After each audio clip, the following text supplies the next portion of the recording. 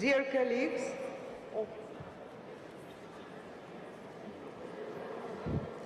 please take your seats.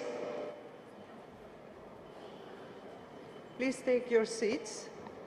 Please take your earphones for translation.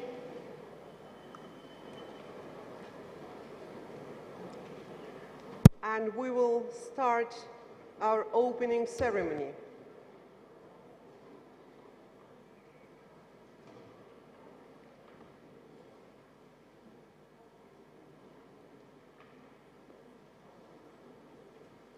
I hope I can start. Dear Mr. Minister of Culture of the Russian Federation, Mr. Governor of St. Petersburg, distinguished members of the World Heritage Committee, Madam Chairperson of the Executive Board, who is now on the way from the airport, we are waiting for her, Madam Director General of Unesco, the Assistant Director General for Culture, Mr. Director of the World Heritage Center, and I'm very honored to have here our honored guests, Goodwill Ambassador, Mr. Tsereteli,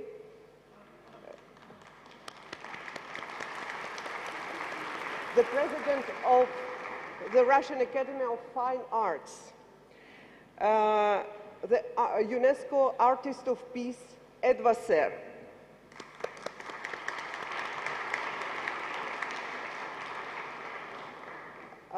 The advisor of the President of the Russian Federation, Mr. Tolstoy.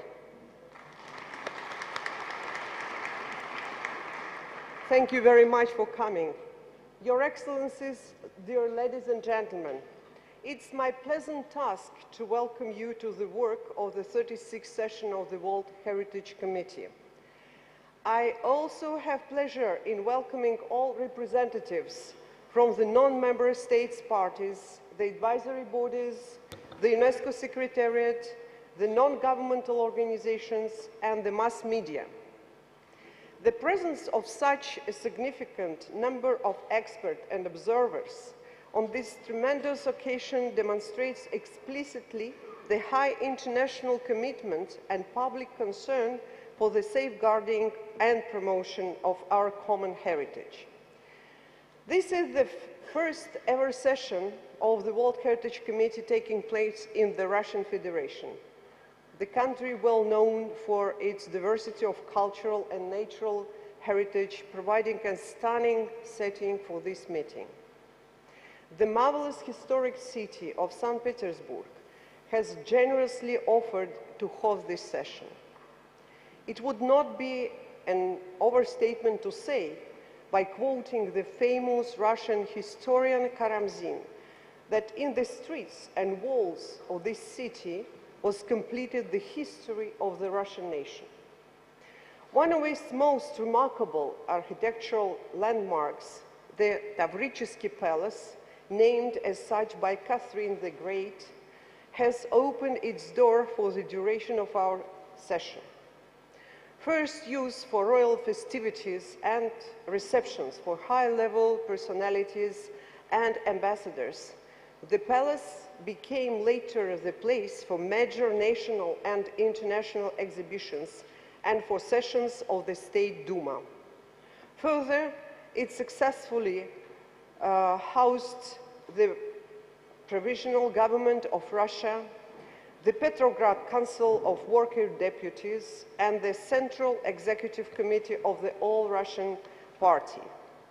Now the Tavritsky Palace serves as headquarters for the Inter-Parliamentary Assembly of the Commonwealth of Independent States. Through the time and main events that changed the country and the world, the palace has been the stage for a number of eminent leaders and personalities addressing the history. It has kept their memory and legacy. Today, in these premises, I have a singular feeling, and I am very happy to declare the 36th session of the World Heritage Committee open.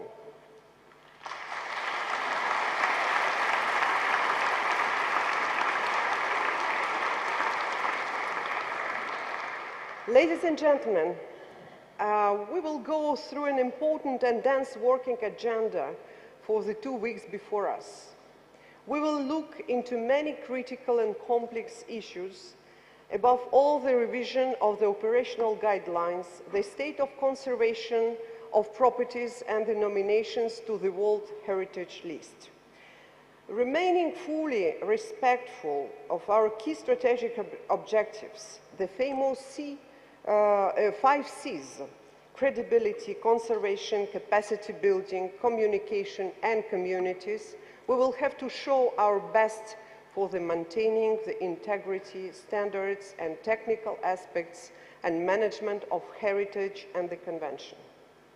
United in our diversity, we will enrich the essence of one of the most effective legal instruments of conservation of the planet, ratified by 189 countries and covering 936 sites around the world.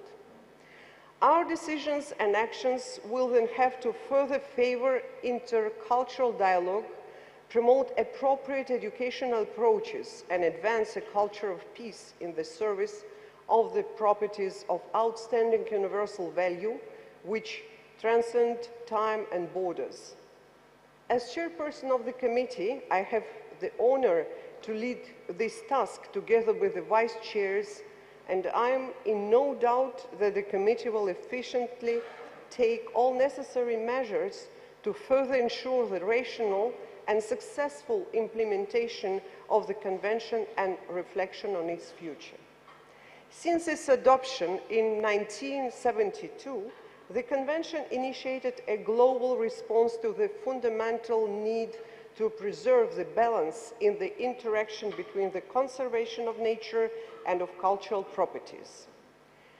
The celebration of the 4th anniversary of the World Heritage Convention going through this year, 2012, put the special emphasis on the close linkage between the World Heritage and sustainable development and the role of local communities in this interface. The diversity of cultures and ecosystems of the world represent the rich and vital heritage to pass on to our children. Likewise, the action of local stakeholders, including the considerable role played by the indigenous people, are the frontline force for the future sustainability and well-being of our societies. Therefore, the community involvement, responsibility and empowerment are indispensable for successful management of heritage properties. It has the potential to contribute sustainably to the effective heritage protection and education, and to the sustainable management of tourism of World Heritage destinations.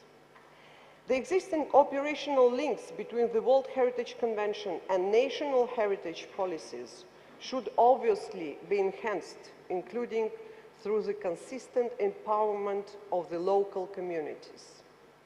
This action will improve the lives of the communities and ensure their participation in the process of international cooperation on heritage conservation in the name of sustainable development. Unfortunately, for a number of countries, this is a heavy task to deal with. All through, they must keep in mind the indisputable reality that the outstanding universal value of the World Heritage Sites is based on local values, local experiences, and most importantly, on local conservation efforts.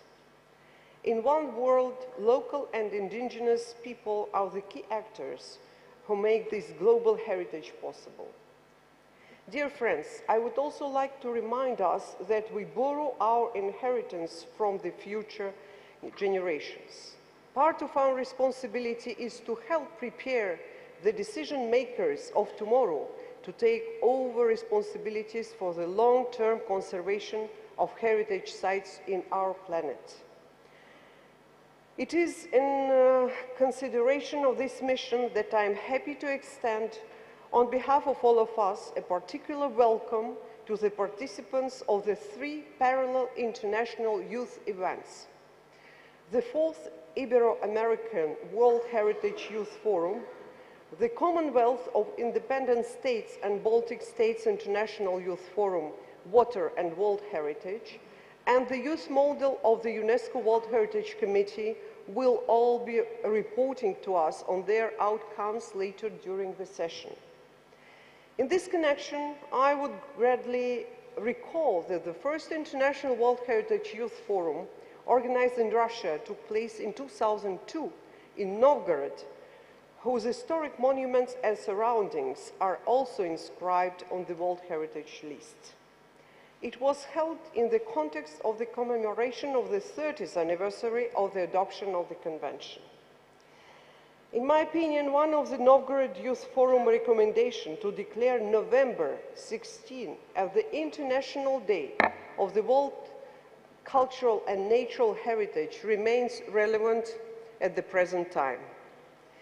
Distinguished colleagues, life is progress. It is a permanent course for the revival, rebirth, new things, and innovation. Despite the existing challenges which currently face many countries and the United Nations agencies, I am proud to note that the Russian Federation and UNESCO have managed to revitalize this meeting with the highest level of professionalism and dedication in pushing forward the noble mission of the World Heritage Convention. That was done not without some original findings, as it was the case with the new and fresh initiative to establish the youth model of the UNESCO World Heritage Committee, taking place in Kazan, capital of the Republic of Tatarstan. Also, the International Forum, NGO in support of the World Heritage Properties, was held for the first time on the margins of the committee session. The final resolution of the forum is now available for the members of the committee and the observers. The committee session will also be held for the first time in public, with a specific media coverage and the live transmission of debates through online and screening facilities. In addition to our working agenda, the present committee session provides us with an extensive culture program. The schedule of side events proposed to your attention is as intense as it is impressive. It is filled with enriching visits and excursions to some remarkable places of the city of the White Knights and its suburbs. It offers a memorable occasion to admire its beauty and greatness and to meet the hospitality of its people. Dear friends, I sincerely hope that your stay and work on the banks of the Neva River will give to your minds the feeling of duty most productively done, and will give to your hearts a collection of greatest emotions and impressions. I wish each of you a constructive, fruitful, and inspiring session, and welcome again, and thank you very much.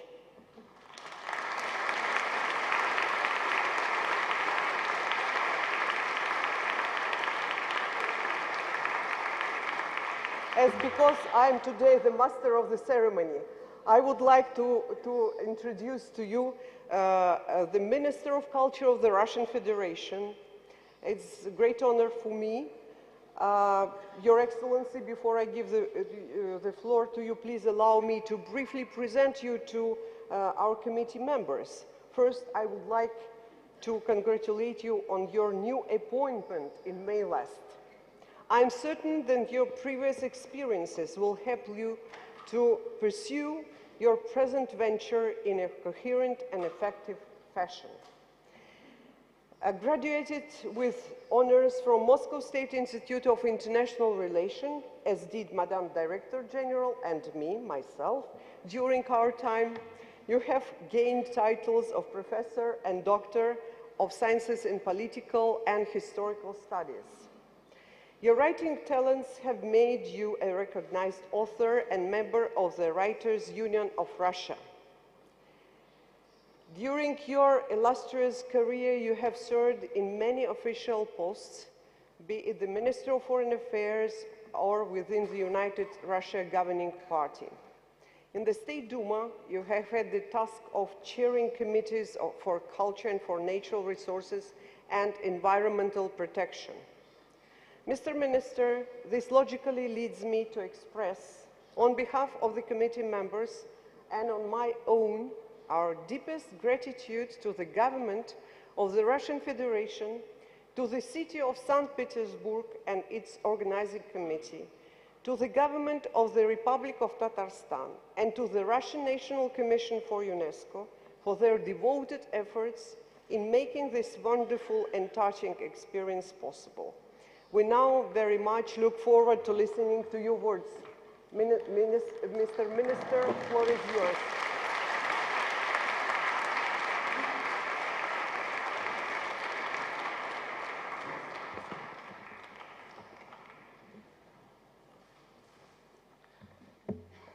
Уважаемая госпожа генеральный директор, уважаемый господин губернатор, дамы и господа, дорогие друзья, прежде всего позвольте поблагодарить за приглашение принять участие в столь важном мероприятии такого высокого уровня.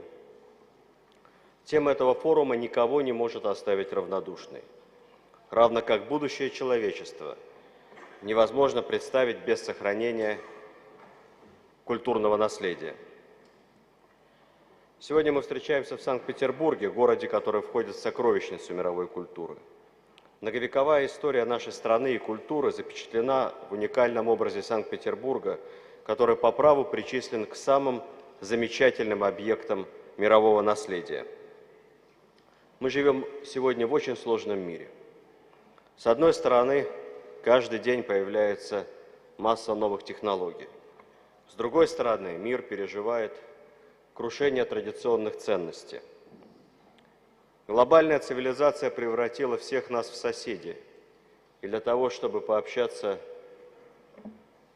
по скайпу, по телефону, по электронной почте с любой точкой мира, нам нужно несколько секунд. Но при этом мы не знаем, как зовут соседи, с которыми мы годами живем в одном подъезде нашего дома. Мир объединен, и он катастрофически разделен. Мы как никогда далеки от таких идеалов, как социальная справедливость, глобальная этика и зачастую просто здравый смысл. Поэтому особенно важно, что ЮНЕСКО на протяжении всего своего существования играет огромную роль в преодолении барьеров межкультурных, барьеров во всех направлениях. Одной из задач ЮНЕСКО является сохранение для потомков мировых шедевров. Тех шедевров, в которых проявляется национальное «я» каждого из народов, населяющих нашу планету. Сохранение этой стремительно ветшающей, исчезающей части человеческой культуры и направлена деятельность Комитета всемирного наследия, заседание которого мы открываем сегодня. Деятельность этого комитета особенно важна. Разрушаются исторические и культурные ценности, принадлежащие всему человечеству. Многое теряется безвозвратно. В этой связи позвольте подчеркнуть необходимость более пристального внимания к судьбе культурных и исторических памятников. В нашей конференции принимают участие авторитетные специалисты и представители государственных структур. Уверен, что вы постараетесь в своей конкретной деятельности осуществить идеи сегодняшней конференции. Я уверен, что осознание ответственности глав государств за судьбу цивилизации является важным вопросом, и ЮНЕСКО может напомнить им о долге перед историей и перед всеми нами. Искренний диалог, добрые намерения, более глубокое осознание проблем, с которыми мы сталкиваемся, и взаимопонимание есть те средства, которые необходимы нам и грядущим поколениям для успешного преодоления трудностей. Уважаемая госпожа генеральный директор, дорогие друзья, хотелось бы поблагодарить всех организаторов столь значимого события и пожелать вам всем успешной плодотворной работы. Перед нами стоят большие задачи по сохранению и приумножению духовного наследия наших народов. Я уверен, что сообща мы сможем выполнить эту благородную миссию. You know, right after this, in the very big end of this, my written speech, It's written here, thank you for attention. But before that, I'd like to say a few words from my own and to give some additional job to our distinguished interpreters. Because I have to quote a famous poem of Alexander Pushkin, actually Russian poet #1. And this poem became actually the motto of myself as a historian, and it has a very close relation to the topic of our meeting and to the problem of the world heritage. More than 200 years ago, he wrote, a bit less than 200 years ago, he wrote, I will say that in Russian, so try to translate it, please. Два чувства дивно близки нам, в них обретает сердце пищу.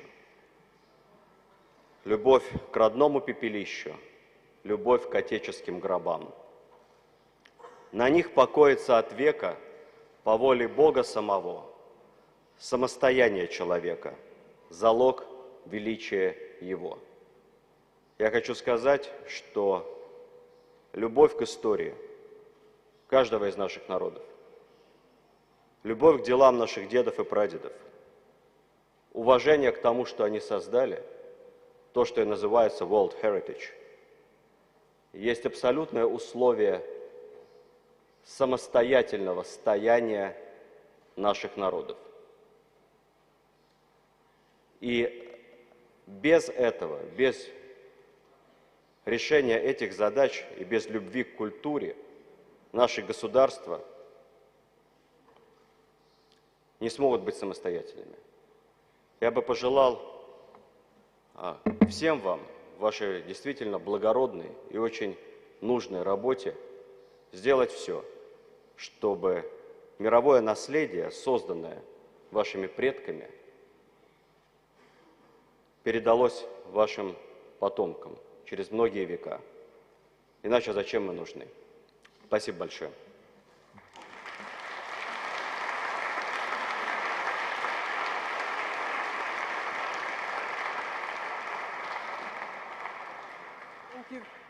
Thank you very much, Your Excellency, for your inspiring words.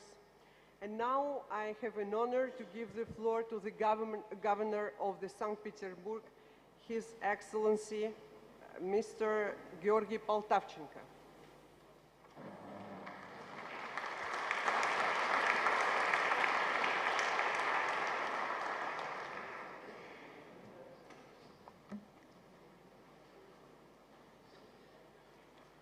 Уважаемая госпожа генеральный секретарь, уважаемая госпожа председатель комитета, уважаемый господин министр, уважаемые участники сессии, дамы и господа.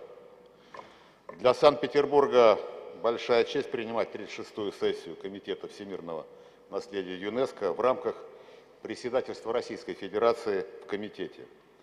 Это не только хороший повод представить мировому сообществу уникальное историческое достояние нашего города, но и возможность сообща подумать над тем, как лучше решать проблемы сохранения культурного наследия. Наш город известен во всем мире благодаря неповторимым архитектурным ансамблям и бесценным памятникам истории и культуры. В декабре далекого уже 1990 года исторический центр Санкт-Петербурга и связанные с ним группы памятников были включены в список всемирного наследия ЮНЕСКО. Причем этот почетный статус получили не отдельные ансамбли, а целые кварталы исторической застройки, пригородные дворцы, парки, усадьбы, представляющие несколько эпох петербургской архитектуры. В этом году, как уже было сказано, весь мир отмечает 40-летие принятия Конвенции об охране всемирного и культурного наследия, которая сыграла огромную роль в сохранении исторических и культурных памятников на нашей планете. Я хочу поздравить вас с этой знаменательной датой. Благодаря Конвенции мировое сообщество осознало культурное наследие как невосполнимый ресурс, который мы обязаны передать своим потомкам во всем его богатстве и подлинности. Создавая свою собственную стратегию сохранения наследия, Петербург ориентировался прежде всего на основные идеи и принципы Конвенции. Кстати, наш город первым из всех российских регионов разработал и принял подобный документ. Суть петербургской стратегии выражается формулой сохранения через развитие и развитие через сохранение. Ведь Петербург – это не только музей под открытым небом и объект всемирного наследия, это еще и 5-миллионный динамично развивающийся мегаполис, крупнейший промышленный, транспортный, научный и образовательный центр России. Поиск баланса между сохранением и развитием – это сегодня для Петербурга вопрос номер один. Мы надеемся, что эксперты Комитета всемирного наследия ЮНЕСКО, собравшиеся в Санкт-Петербурге, помогут нашему городу в решении этой очень сложной, но важной проблемы. Ведь, к сожалению, за красивыми фасадами исторического центра Санкт-Петербурга зачастую кроются застарелые проблемы, которые накапливались и не решались десятилетиями. Большая часть жилого фонда в центре нашего города морально и физически изношена. Вдумайтесь, 1700 многоквартирных домов не имеют горячего водоснабжения. 8000 квартир лишены ванных комнат. Правительство города сейчас готовит специальную программу сохранения и развития исторического центра Санкт-Петербурга на 2013-2018 годы. Ее цель – сохранение объектов культурного наследия и одновременный комплексный ремонт или реконструкция исторических зданий, объектов нежилого фонда, дорог, инженерных сетей, отведение от центра транспортных потоков. Поскольку мы находимся в самом начале пути, то хотели бы взять все полезное из мировой практики. В этой связи считаю важным факт создания пилотной рабочей группы международных и национальных экспертов с участием государственных органов власти и неправительственных организаций. При правительстве Санкт-Петербурга также действует Совет по сохранению культурного наследия. Мы много делаем для изучения идентификации наследия, интеграции зданий памятников в современную жизнь. Мы сформировали электронную базу данных о важнейших исторических объектах и сейчас пополняем ее информацией об их техническом состоянии и потребности в реставрационных работах. Только за прошлый год на реставрационные работы исторических и культурных памятников из городского и федерального бюджетов было выделено свыше 11 миллиардов рублей. Город сегодня проводит политику, направленную на совершенствование охранного законодательства, правил землепользования и застройки. Законодательным собранием города Санкт-Петербурга принят закон о границах зон охраны объектов культурного наследия на территории города и режимах использования земель в границах указанных зон. В нашем генеральном плане открыт специальный раздел, посвященный охранным зонам, городской застройке и пригородным достопримечательностям. Несколько месяцев назад правительство Санкт-Петербурга ввело мораторий на снос зданий в историческом центре. И этот шаг был поддержан подавляющим большинством горожан. Петербуржцы – настоящие патриоты своего города. Они очень его любят и трепетно относятся к тому бесценному культурному наследию, которым он обладает.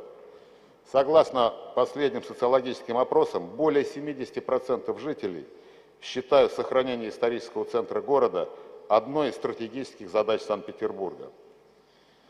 Я уверен, что во взаимодействии с Комитетом всемирного наследия нам все-таки удастся, как говорят в России, убить сразу двух зайцев.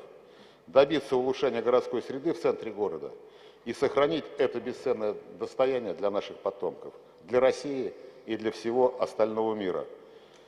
Я искренне желаю всем участникам сессии успешной и продуктивной работы, а в свободное время незабываемых впечатлений от встречи с нашим прекрасным городом.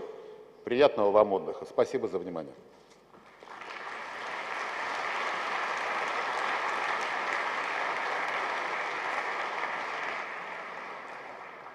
Thank you very much, Your Excellency, for your very interesting intervention. And now I have the honor to give the floor to the Director General of UNESCO, Madame Irina Bokova.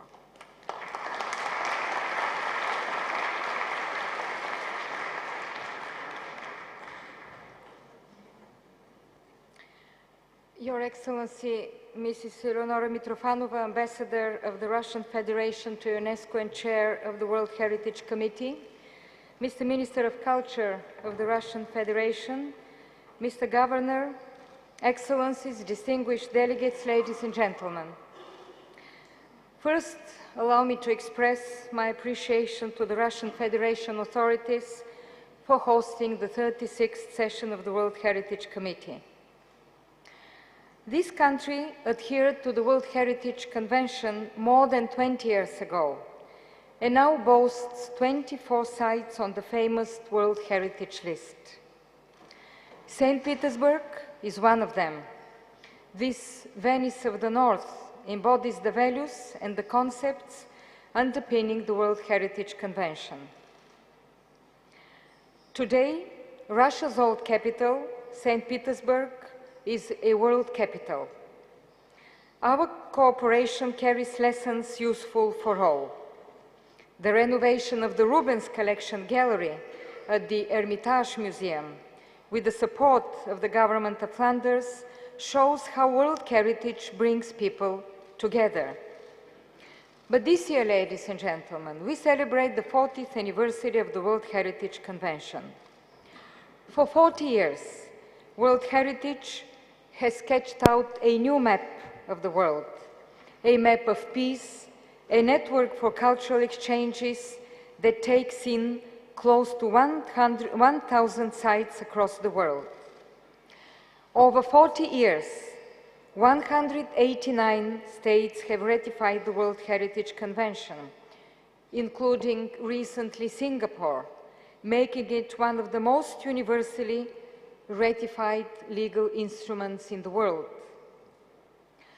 For over 40 years, countries have come together around a simple but revolutionary idea, the idea that there are places of outstanding universal value we must protect together.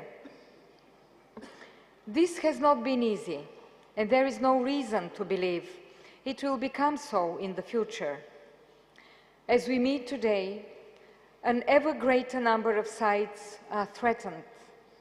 In May, an earthquake in northern Italy struck Ferrara, a vibrant city, one of the birthplaces of European Renaissance. Violence in Syria is threatening lives and destroying the memory of people engraved in the stones of World Heritage Sites. We all followed events in Mali, where I dispatched a technical mission to examine the World Heritage properties of Timbuktu and the tomb of Askia, threatened by armed groups. On its 40th birthday, the World Heritage Convention faces these threats and also a more fundamental challenge, that of its credibility and its future. In recent years, some developments within the inscription process have weakened probably the principles of scientific excellence and impartiality that are at the heart of the Convention. It is my responsibility to ring the bell. The credibility of the inscription process must be absolute at all stages of the proceedings, from the work of the advisory bodies to the final decision by the state parties, who hold the primary responsibility in this regard. Today, criticism is growing, and I'm deeply concerned. I believe, ladies and gentlemen, we stand at the crossroads with a clear choice before us. We can continue together year after year as accountants of the World Heritage label, adding more sites to the list, adhering less and less strictly to its criteria. Or we can choose another path. We can decide to act and think as visionaries, to rejuvenate the World Heritage Convention and confront the challenges of the 21st century. The World Heritage is not a beauty contest. It is not a race for the greatest number of sites. The moment of glory that comes with the inscription of a site is short. It can only endure through the commitment by states, local authorities, and local communities to conservation and safeguarding for the long run. This is, I believe, the mission of UNESCO. This must remain our first objective. UNESCO must ensure the protection of sites against natural disasters and mass tourism, as well as the more insidious pressures of climate change. How many sites on the list are neglected or pillaged, victims of time, poor planning, and ill-conceived infrastructure? Too often, UNESCO is alerted by civil society about imminent threats to World Heritage sites. Construction projects are launched, prospection permits are delivered without proper consultation of UNESCO's World Heritage Center, or even in violation of the 1972 Convention. And this is simply not acceptable. 50 years ago, UNESCO showed strong leadership and saved the temples in the desert of Egypt and Sudan. We need the same leadership today. We have all a role to play, and ultimate responsibility rests with governments. This is why we are all here. Mesdames et Messieurs, l'UNESCO a été créé pour contribuer à construire la paix et le développement. Le patrimoine mondial est au cœur de ce projet et nous devons réfléchir à son rôle pour la paix au XXIe siècle. Le patrimoine mondial a tracé des routes et des ponts entre les continents. Nous pouvons les matérialiser davantage. Je pense au projet d'inscription à plusieurs pays qui mobilise des continents entiers et qui rapproche les peuples à une échelle inédite. Ils ouvrent un chemin vers la paix. Plusieurs sites du patrimoine mondial déjà inscrits à titre individuel peuvent être mis en réseau davantage d'aujourd'hui, dans le bassin méditerranéen, auprès des pays autour du Sahara, en Asie, le long des routes de commerce et ailleurs. Le patrimoine mondial est une carte de l'interdépendance culturelle du monde. Il doit être autre chose qu'une juste position de patrimoine national, fût-il exceptionnel. Le patrimoine mondial peut être un instrument de développement durable au XXIe siècle. Nous avons vu comment des projets de restauration peuvent souder toute une communauté et relancer une économie locale, à Borobudur par exemple. Partout dans le monde, les peuples sont attachés à leur patrimoine, et plus encore aujourd'hui, où ils cherchent une place dans la mondialisation. Le patrimoine est une force pour libérer la créativité et l'innovation sociale. C'est un capital de confiance pour le développement.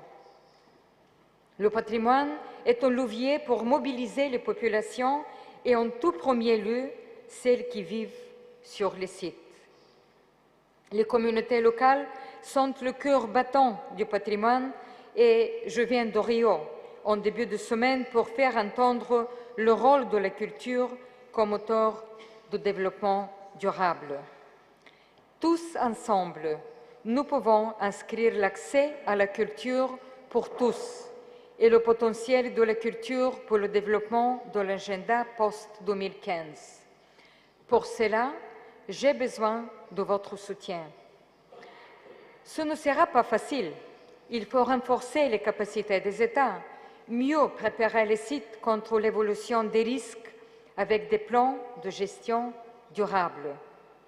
Les défis, mesdames et messieurs, sont immenses, mais nos ressources également.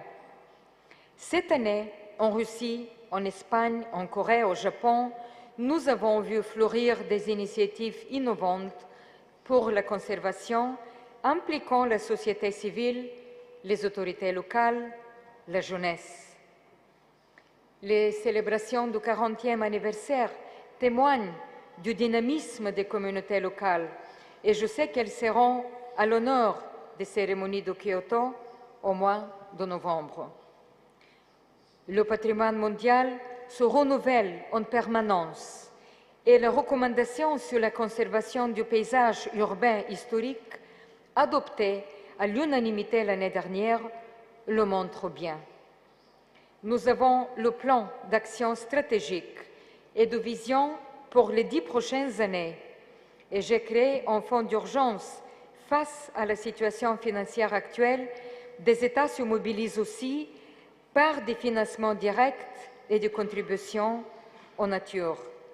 Je veux d'ailleurs remercier très chaleureusement la Fédération de Russie pour l'organisation de cette session et j'invite d'autres États à suivre cet exemple. Le Comité du patrimoine mondial, finalement, doit aussi, de son côté, mener un examen critique de ses méthodes pour réduire ses coûts. Mais le plus important, et je veux insister sur ce point, c'est que notre plus grande force, notre crédibilité, ne dépend qu'aucune ressource matérielle ou financière. Cette crédibilité, qui est la source du rayonnement de l'Unesco, il dépend simplement de la volonté politique des États de la préserver sur le long terme. Si nous restons tous ensemble fidèles à cet idéal, je sais que nous donnerons au patrimoine mondial une nouvelle jeunesse. Je vous remercie pour votre attention.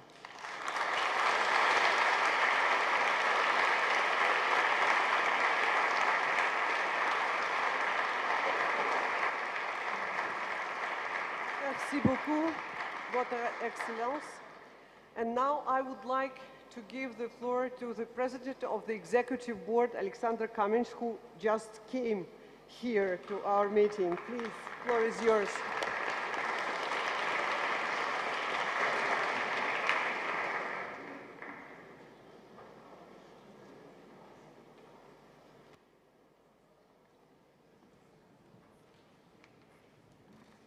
Spasiba.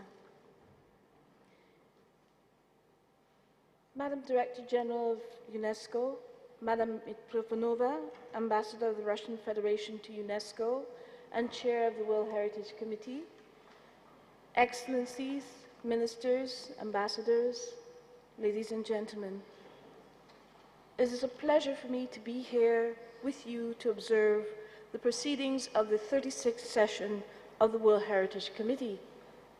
I would like to take this opportunity to thank the government of the Russian Federation for hosting this session of the committee in St. Petersburg, and to especially applaud the tireless efforts of Her Excellency, Madam Eleonora Mitrofanova, my formidable predecessor in the role of Chair of the Executive Board in this regard. Distinguished delegates, I note with interest that in addition to the 36 nominated sites, the committee will also be considering a number of other items that will impact on the operationalization of the World Heritage Convention in the coming years, one of which concerns sustainable development.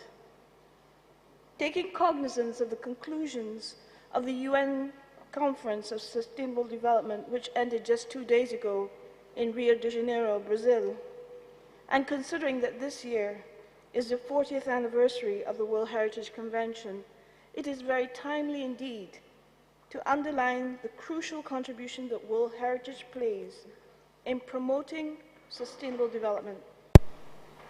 The outcome document of Rio +20 conference highlights the interlinkage of economic, social, and environmental aspects in achieving holistic sustainable development, calling for the definition of a set of Sustainable Development Goals, or SDGs, as the Director General has just alluded, that address and incorporate these 3 dimensions and their interlinkages. These SDGs should be coherent with and integrated into the post-2015 development agenda of the UN system. Furthermore, we should be aware that inherent within this document is the recognition that the preservation of natural and cultural heritage is an important element for sustainable development. These conclusions are very much in line with the assertion that the conservation of heritage sites and the promotion of related intangible cultural heritage could provide a sound and sustainable platform for economic growth, social transformation, and environmental protection. As such, it is important for UNESCO, with the support of the Committee and states parties to the Convention, to ensure that development policies at the global and national level consider and invest in heritage assets, and to explore how the mechanisms of the Convention could adapt to a rapidly changing world and contribute to the realization of the SDGs.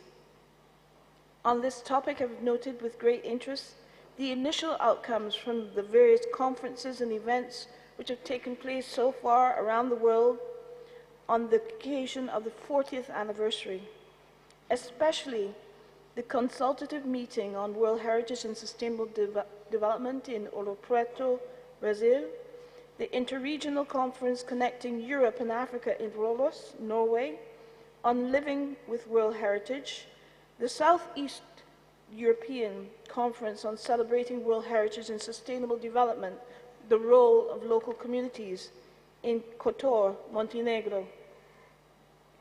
I look forward to hearing about the results of many other official or related events and celebratory activities in over 40 countries, which are scheduled throughout 2012, culminating in Kyoto, where, to conclude the 40th anniversary year, the World Heritage Center and the Government of Japan will co-organize the final event from the 6th to the 8th of November, and where the year's activities and conclusions drawn from the related regional and thematic events will be presented. Ladies and gentlemen, I would also like to take this opportunity to reiterate the importance of World Heritage Sites and the role of culture in sustainable development of small island developing states, SIDS. The Barbados Programme of Action and its associated Mauritius Strategy for Implementation states that the survival of small island developing states is firmly rooted in their human resources and cultural heritage, which are their most significant assets. Those assets are under severe stress, and all efforts must be taken to ensure the central position of people in the process of sustainable development.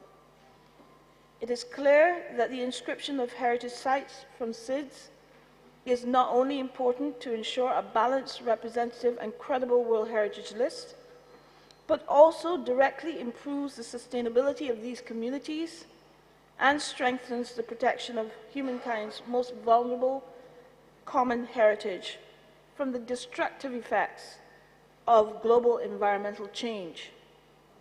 I am heartened to see that there are 2 nominations from SIDS for this session, one from Bahrain and the other from Palau. If the committee should approve these nominations, it would be Bahrain's second inscription and Palau's first inscription on the World Heritage List. At this time, I would like to thank the Government of Japan for its steadfast support of capacity building efforts to conserve heritage sites and to enhance sustainable development in the Pacific, African, and Caribbean SIDS. Using funds provided by Japan, UNESCO was able to organize so far a training course on the preparation of nomination dossiers, 2 capacity building workshops, and a community consultation session for SIDS of these regions. Distinguished delegates, during the 35th session of the committee in Paris last year, a discussion was held with state parties on using the World Heritage Mechanism to highlight the slave route and to sufficiently reflect the slave trade's unquestionable effect on human development on the World Heritage List. This is an important step in breaking the silence that has long surrounded the slave trade. And as I have emphasized during that discussion, the slave trade, slavery and freedom are a fundamental part of several World Heritage narratives which must be discussed in the justification of outstanding universal value of these sites. Since then, an international working group has been created to examine the proposal, and I would like to urge the committee and state parties, as well as the Secretariat, to ensure that the incorporation of this critical aspect of human history into the World Heritage narrative is moved forward quickly. Ladies and gentlemen, another item of interest on your agenda is the progress made on the 10 pilot projects to explore creative approaches and new forms of guidance to state parties in the primary stages of preparing a nomination. This is in line with the committee's proposal during its 32nd session in 2008 for an in-depth reflection on the upstream process to find options for improving and strengthening the current nomination process. As a consequence, the nomination dossier for South Namib Erg in Namibia is the first of the 10 selected pilot projects to be evaluated and examined by the committee during this session.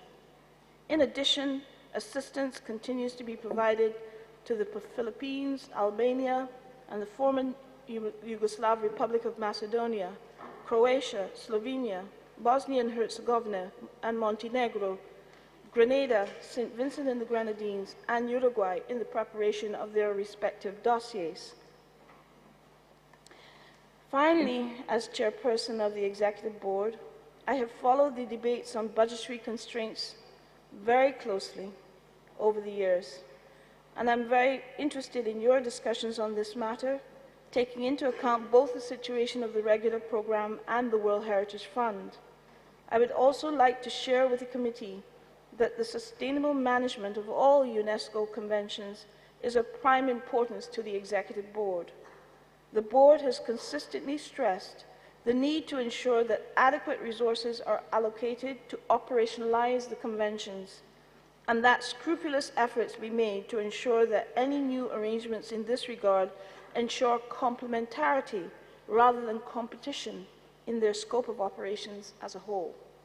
I am pleased to say that the Director General has been very responsive in this regard. In closing, I am especially pleased to see the progress made finally opening up and making accessible the meetings of the World Heritage Committee to people everywhere who could not attend and who could not participate through live streaming of these events on the internet. I do consider this mechanism to be one of the best ways or means for capacity building and global comprehension about the meaning and intent of the World Heritage Convention. I wish you all a successful meeting and fruitful deliberations. Thank you for your attention.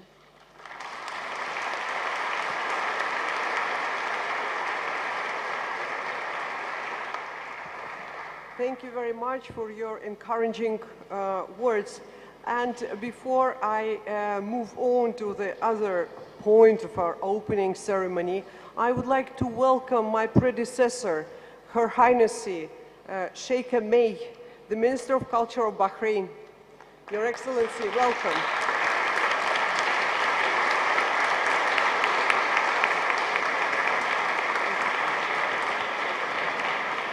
Thank you very much for coming.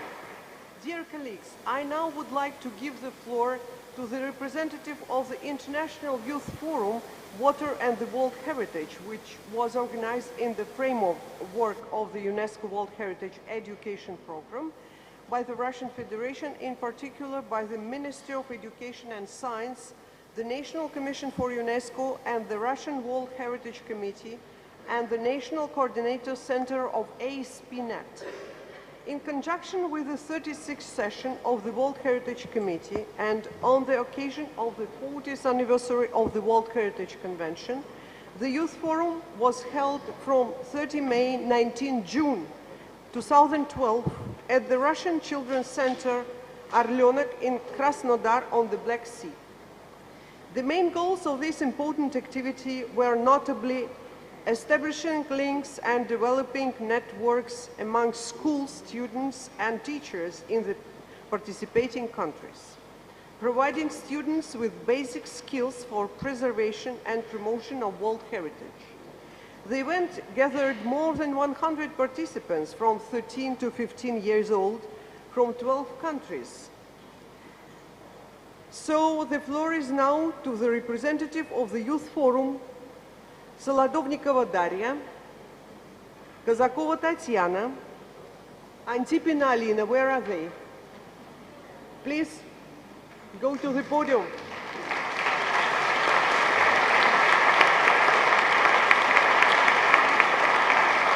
And Ivanov Dmitry, who will present to you the results of their work. Please, you have the floor.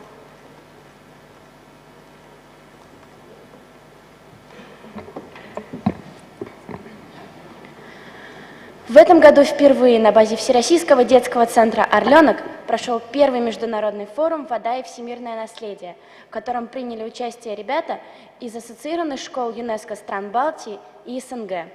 Мы на этом форуме представляли северо-западный регион Балтика-Север. И сейчас мы хотим предоставить вам видеоролик о работе нашего форума.